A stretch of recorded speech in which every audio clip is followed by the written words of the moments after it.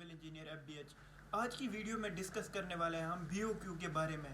Bill of quantities क्या होता है इसके बारे में डिस्कस करेंगे। दोस्तों, बिल ऑफ क्वांटिटीज़ एक डॉक्यूमेंट होता है जिसको एक क्वांटिटी सर्वेयर प्रिपेयर करता है on the basis of specification and drawings जो उसको प्रोवाइड की जाती है, उसकी बेसिस पे वो हर एक आइटम का बिल ऑफ क्वांटिटी प्रिपेयर करता है, जिसमें उस आइटम की क्वांटिटी होती है और उसके बाद उसका रेट और उसके बाद उसका टोटल रेट कितना होगा वो दिया हुआ होता है। बिल ऑफ क्वांटिटी की जो मेजरमेंट्स होती है वो या नंबर्स में हो सकती है, या वॉल्यूम में हो सकती है, या एरिया में हो सकती है, और या टाइम में हो सकती है। उसके बाद दोस्तों हमारे पास बिल ऑफ क्वांटिटी हम उसी टाइम पे प्रिपेयर करते हैं जब हमारे पास डिज़ाइन कंप्लीट होता है और स्पेसिफिकेशंस भी हमारे पास कंप्लीट हो गई होती है किसी प्रोजेक्ट की। तो जब बिल ऑफ क्वांटिटीज़ के बारे में मैं क्या यहाँ पे डिस्कस करने वाला हूँ, आपको मैं एक तो फॉर्मेट दिखाऊंगा BOQ का, और उसके बाद सीरीज़ ऑफ वीडियोस बनेगी जिसमें हर एक वीडियो में एक डिफरेंट आइटम का BOQ सिखाऊंगा मैं आपको कैसे निकालते हैं। तो पहला आइटम जो है कंक्रीट, उसका BOQ हम आज निकालेंगे। तो उसके लिए मुझे अपने लैपटॉप पे जाना होगा, तो लैपटॉप पे चलते हैं, आपको दिखाता हूँ। तो यहाँ पे आप आ गए हैं बिल ऑफ क्वांटिटी के जो एक्चुअल फॉर्मेट होता है उसको हम अभी देख रहे हैं। तो यहाँ पे आपको मैं दिखा रहा हूँ जो भी इसका एक फॉर्मेट है, उसमें आप देख सकते हैं पहले लेवल है, आप देख सकते हैं यहाँ लेवल, उसके बाद आइटम नंबर, उसके बाद बिल डिस्क्रिप्शन, उस आइटम का बिल का डिस्क्रिप्शन क्या है, उसके बाद उसका यूनिट ऑफ मेजरमेंट क्या है, क्वांटिटी कितना है बिल का क्वांटिटी, उसके बाद नेट रेट, एक यूनिट का रेट कितना है, उसके बाद अमाउंट, जब आप बिल क्वांटिटी और नेट रेट को मल्टीप्लाई करेंगे तो अमाउंट आएगा। उसके बाद रिमार्क्स, अगर कुछ रिमार्क्स है कि ये काम उसको करना है, ये काम उसको नहीं करना, उसके बारे में कुछ डिस्क्रिप्शन है तो वो यहाँ रिमार्क्स में आ जाता है। तो यहाँ पे सबसे पहला आइटम हमने जो इस टाइम पकड़ा है, जिस पे आज हम डिस्कस करने वाले हैं, वो है कॉन्क्रीट वर्क्स। तो कॉन्क्रीट वर्क्स में पहले ही यहाँ पे हमने लेवल ये लिखा हुआ है और आइटम ये कॉन्क्रीट वर्क्स है, तो पहले इसका स्पेसिफिकेशंस लिखा हुआ है जो क्या है, the scope covers full extent of concrete works required as per technical specification. मैंने पहले ही आपको बोला था टेक्निकल स्पेसिफिकेशंस इंक्लूडिंग, जिसमें क्या आता है, design, supply, any additives, placing, compaction, preparation, curing, testing, etc। हर एक चीज जो कंक्रीट को प्लेस करने में की जाती है।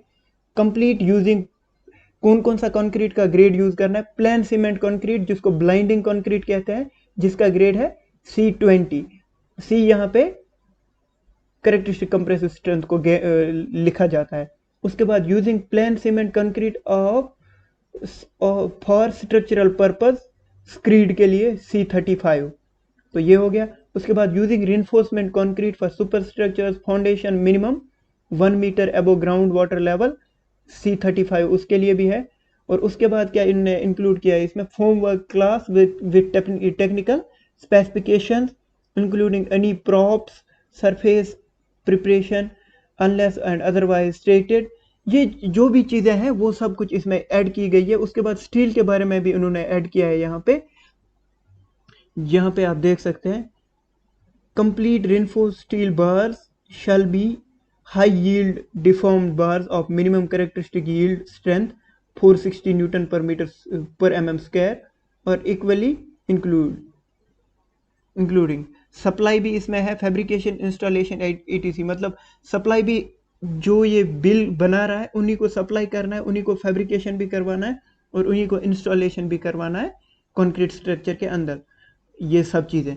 तो उसके बाद पहली चीज़ क्या आती है इसमें बिल में, ये तो सारी अभी तक जो आपने ये पढ़ा ये सारा कुछ स्कोप था। अभी हमें पहली चीज़ है 75 mm thing blinding beds of concrete grade C20 as per technical specification.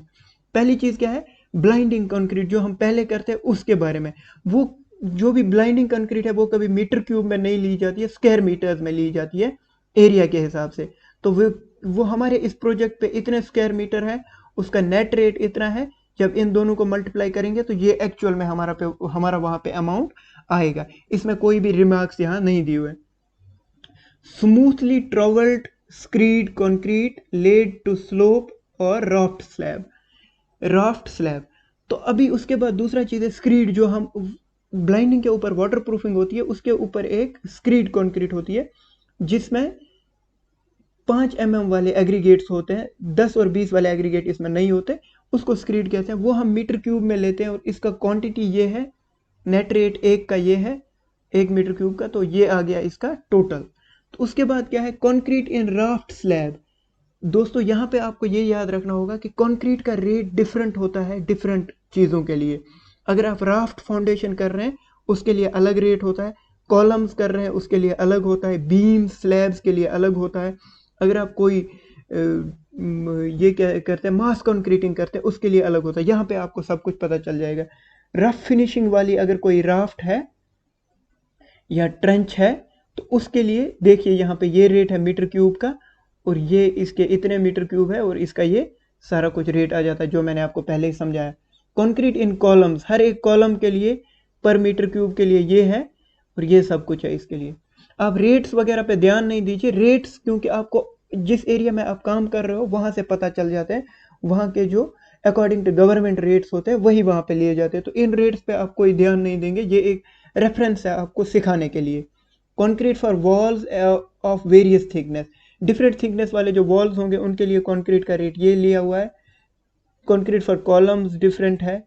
उसके बाद concrete in staircase landing and landing beams, staircase की लैंडिंग्स और लैंडिंग बीम्स के लिए कंक्रीट का रेट अलग है। उसके बाद concrete in walls of staircase from ground floor to roof, ये आपको ध्यान रखना पड़ेगा। लैंडिंग और बीम्स के लिए अलग है, और ये जो है स्टेयरकेस का जो वॉल्स आती है साइड में उनके लिए अलग है, और स्टेप्स ऑफ कंक्रीट स्टेयरकेस जो है जो कि इसके स्टेप्स होते हैं उनके लिए अलग रेट है। दोस्तों यहाँ पे आपको ध्यान रखना पड़ेगा। इसी हिसाब से एक बिल ऑफ क्वांटिटी बनाया जाता है, डिस्क्रिप्शन में हर एक चीज़, क्योंकि ये स्पेसिफिकेशंस में और जो हमारा बिल डॉक्यूमेंट्स होगा उसमें ऑलरेडी मेंशन्ड होगा कि इनके अलग अलग रेट है। Concrete in equipment plinth including smooth trowel to top surface if necessary, यहाँ पे क्या है, कुछ इक्विपमेंट फाउंडेशंस हैं जिनके ऊपर आपको ट्रेवलिंग होनी चाहिए, सरफेस फिनिशिंग अच्छी होनी चाहिए, या कहीं पे रफ भी होगी, उसके लिए डिफरेंट रेट है। उसके बाद various classes 150 mm thick precast concrete slabs, जो मैन होल्स के कवर्स या और कहीं पे आपको प्रीकास्ट कंक्रीट स्लैब्स लगानी होती है, जिसकी इंक्लूडिंग रिइंफोर्समेंट, इसमें रिइंफोर्समेंट भी है, फिनिशिंग एज पर स्पेसिफिकेशन में जो फिनिशिंग होगी उसके लिए वो हमेशा हम क्वांटिटी किस में लेते हैं, स्क्वायर मीटर्स में लेते हैं। ये उसका ये चीज़ है, और यहाँ पे उसकी क्वांटिटी आ जाती है। तो दोस्तों यहाँ पे आपको आ गया कंक्रीटिंग का समझ। अब एक और बिल में डिफरेंट एरिया का दिखाऊंगा, किसी एक और प्रोजेक्ट का जिसमें डिफरेंट तरीके से होगा, ताकि आपको वो भी समझ आ जाए। तो यहाँ पे मैं आपको लेके आया हूँ दूसरे में, जिसमें सीरियल नंबर, आइटम, ये दूसरा फॉर्मेट है। ये फॉर्मेट्स अगर आपको चाहिए होंगे तो आप मेरे साथ कांटेक्ट कर सकते हैं, मैं आपको मेल कर सकता हूँ। ये डिस्क्रिप्शन है, यूनिट है, क्वांटिटी है, टोटल अमाउंट, एक यूनिट का ये है, और उसके बाद टोटल अमाउंट है, रिमार्क्स, कुछ भी कोई भी रिमार्क यहाँ पे हो। तो इसमें अलग अलग है। पहला जो हमारा आइटम था उसमें लीन और ब्लाइंडिंग कंक्रीट, पहली चीज़ जो है लीन और ब्लाइंडिंग कंक्रीट के बारे में यहाँ पे बात की हुई है। तो laying design mix concrete including cleaning levelling of concrete base, assistant for third party lab sampling, testing of material, manual transport beyond 45 metre, concrete pump अगर नहीं जाता है उससे आगे मैनुअली आपको ट्रांसफ़र करना है, even with vibrator, mechanical polishing and aid, polythene laying, जो कंक्रीट ब्लाइंडिंग कंक्रीट से पहले ज़मीन के ऊपर पॉलीथीन ले किया जाता है 1000 गॉज का, वो manual pouring, concrete surface curing, ETC, सब कुछ इसमें क्यूरिंग तक इसमें इंक्लूड है। Also the form work and 1000 gauge sheet of polythene under lean concrete shall be included in the item. इस आइटम में ही हमने जो पॉलीथीन नीचे डालना है वो भी इंक्लूड होगा, और जो अगर ये 7.5 सेंटी की ब्लाइंडिंग है तो इसके साइडों में जो शटर लगती है वो भी इसी आइटम में इंक्लूड होगी, उसका अलग से कोई आइटम नहीं बनेगा। तो रेट इस कंक्रीट का मीटर क्यूब में यहाँ पे है, और टोटल क्वांटिटी इतनी है, एक यूनिट का मतलब 1 मीटर क्यूब का रेट ये है, और टोटल ये रेट, ये हमारे पास टोटल अमाउंट आ रहा है। इसमें क्या है, मैन कॉन्ट्रैक्टर जो है वो ओनली प्रोवाइड करेगा आपको कंक्रीट कंटेन्स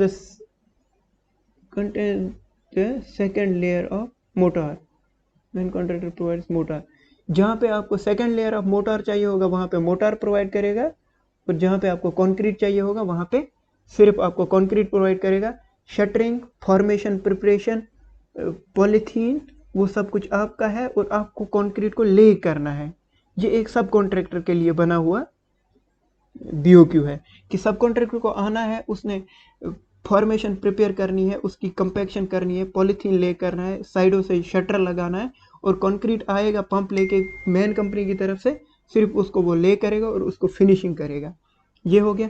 इसी तरह reinforcement concrete for ramps and वॉलवेज।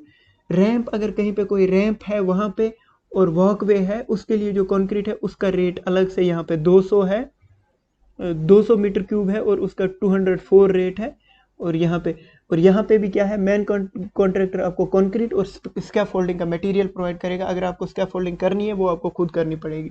तो ये हो गया एक आइडिया मैं आपको बिल ऑफ क्वांटिटी का दे रहा हूँ, वो कैसे प्रिपेयर करते हैं। रेनफोर्समेंट कंक्रीट फॉर फ्रेम्स के लिए अलग से है, उसका ये यहाँ पे दिया हुआ है। उसके बाद रेनफोर्समेंट कंक्रीट फॉर वॉल्स अलग से, reinforcement concrete for walls, fire fighting, emergency and other tanks, ये हो गया। रेनफोर्समेंट कंक्रीट फॉर स्लैब्स, आप देख सकते हैं यहाँ वेरिएशन हो रही है रेट्स में, हर एक का डिफरेंट रेट है। आपने देखा फ्रेम स्ट्रक्चर्स में मुश्किल होता है कंक्रीट का काम करना, तो ज़्यादा रेट हो गया। वॉल्स में मुश्किल काम होता है तो ज़्यादा रेट है, और यहाँ पे फायर फाइटिंग टैंक्स वगैरह में मुश्किल है तो ज़्यादा रेट है। अभी एक स्लैब आ गई जिसमें उतना ज़्यादा मुश्किल नहीं है तो रेट कम हो गया। उसके बाद reinforcement cum top slab including reverse wall, reserve walls, इसके लिए अलग रेट है। रेनफोर्समेंट कंक्रीट फॉर फ्लोर्स अलग रेट है। रेनफोर्समेंट कंक्रीट फॉर रूफ अलग रेट है। तो आप दोस्तों यहाँ पे देख सकते हैं ये डिफरेंट तरह के कंक्रीट्स के लिए। रेनफोर्समेंट कंक्रीट फॉर फाउंडेशंस अलग रेट है, उसका भी डिस्क्रिप्शन अलग है। प्रीकास्ट RCC स्क्वायर वॉल्स, उसके लिए अलग रेट है। तो डक्ट बैंक होगा कोई, उसके लिए अलग है। कवर स्लैब होगा, मैन होल होगा, उसके लिए अलग है। तो दोस्तों यहाँ पे आपको मैंने दिखाया कि हर एक तरह के जो मटेरियल्स हैं, हर एक तरह के जो आइटम्स हैं, उसके लिए रेट्स डिफरेंट होते हैं। हालांकि कंक्रीट तो हर जगह एक ही था, पर कंक्रीट के लिए डिफरेंट रेट्स क्यों थे? क्योंकि कहीं पे मुश्किल तरीके वाला कंक्रीट है, कहीं पे आपको 3 मीटर हाइट पे करना है, स्कैफोल्डिंग लगाना, फोम वर्क लगाना है, अलग है। कहीं पे फाउंडेशन है, सिर्फ आपको ज़मीन के ऊपर 4 साइड से शटर लगा के कंक्रीट करना है, तो उसके लिए रेट डिफरेंट है। तो आई होप आपको ये वीडियो पसंद आई होगी। अगर ये वीडियो आपको पसंद आई है तो इस वीडियो को लाइक करिए, शेयर करिए, कमेंट करिए और अपने दोस्तों के साथ शेयर करिए। अगर पसंद आती है तो चैनल को सब्सक्राइब भी कीजिए। थैंक यू दोस्तों।